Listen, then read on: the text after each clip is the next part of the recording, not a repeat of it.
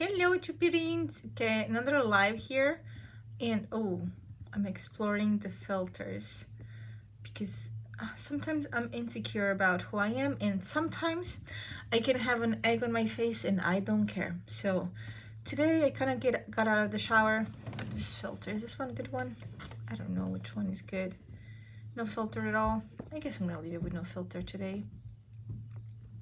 How are you doing? I came with you with another part, and why can't I close this up? Okay, I closed it. And I just came out of shower not long ago, so I'm gonna take this off.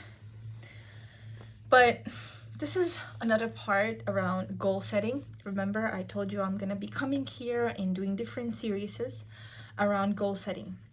And today it's part about, you know how writing them down is super important, writing your goals down. But there is another thing that is very important when you goal set, and that is being realistic in goal setting. I'll give you some examples. Well, people who live on their own, you can relate to it. And if you see me looking over here from time to time for a moment, it's because I have my notes there, just so you're aware. But if you live by yourself, and right now I wasn't looking at my notes, I was just trying to remember what I was gonna say. If you live by yourself, you can relate to this 100%. You had a really busy week and you were running around and your apartment, well, got disorganized because I remember when I was working outside of the home, I had to do so many things. I went to work, then I went to class, then I had to get tasks done or work for class, and forget it. By the time the weekend came, my apartment had to get cleaned, organized, and everything in between. So one thing that you for sure don't do, I mean, you can't wash dishes, mop the floor, vacuum, do laundry, all at once, right? You have to prioritize or maybe even make a list. Okay, so the washer takes half an hour. I'm gonna go put in the laundry first. During those half an hour, I can wash the dishes. Here in New York, many of us don't have a dishwasher, so I have to wash it by hand. So I can wash dishes, it would take me 20 minutes. Then I would fold the laundry. Then maybe I will vacuum and mop the floor. All those tasks are broken down and I have to be realistic. I can't get them all done in half an hour if only laundry takes half an hour and then washing dishes takes 20 minutes. I can probably get those two tasks simultaneously only because I have a washer. But if I had to do it by myself or by hand, then I wouldn't be able to do that. Let me give you another example. Let's say you're a student and you're studying for an exam. You're not going to study 5 chapters all at once. You're going to break them down. You're going to start probably with the one that's more difficult, right? You're going to prioritize the ones that are more challenging, that are more difficult, that take you more time, that you don't have as much knowledge around the material that you're studying. Maybe you need to do some research as well. Whatever it is, you break it down, and then once you have that handled, you go to the easier chapters, and then you review everything, right? You break things down. Another example for you, you can't plan 2 trips at the same time. I mean, you can't be in Mexico and in California at the same time.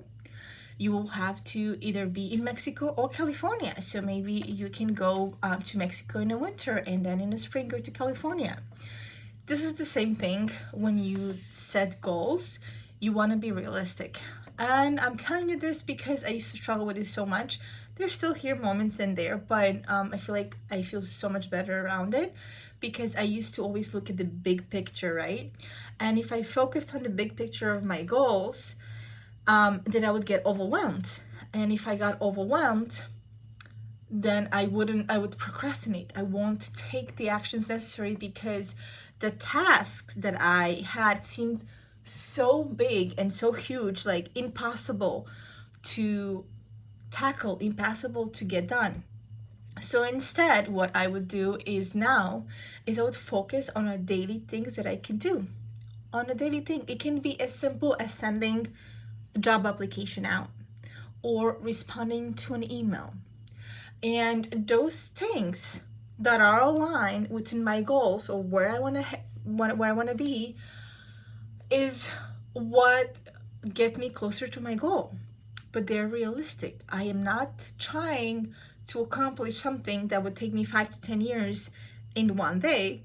I know it sounds ridiculous, but this is what our mind does for a lot of us. Like, for so many of us, this is exactly what happens.